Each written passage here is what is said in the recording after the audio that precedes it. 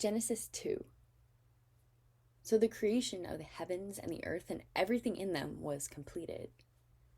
On the seventh day, God had finished his work of creation, so he rested from all his work. And God blessed the seventh day and declared it holy, because it was the day when he rested from all his work of creation. This is the account of the creation of the heavens and the earth.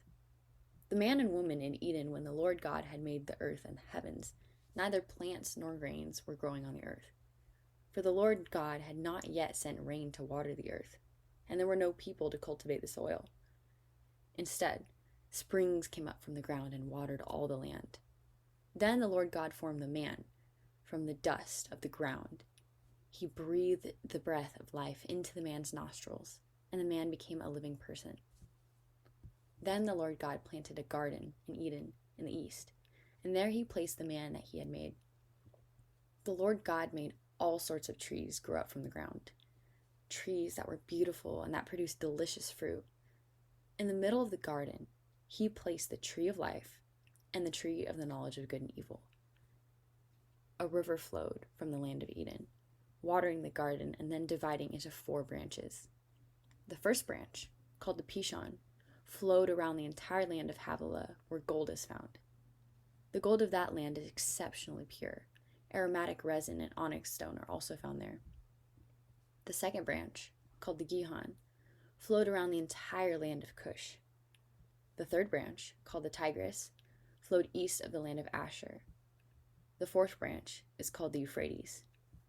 The Lord God placed the man in the Garden of Eden to tend and watch over it.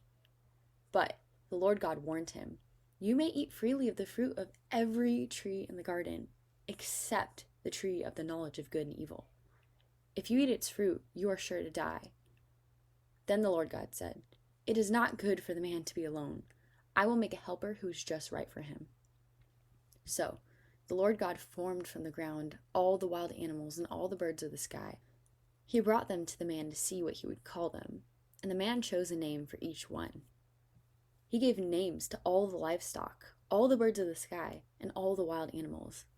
But still, there was no helper just right for him. So the Lord God caused the man to fall into a deep sleep. While the man slept, the Lord God took out one of the man's ribs and closed up the opening. Then the Lord God made a woman from the rib, and he brought her to the man.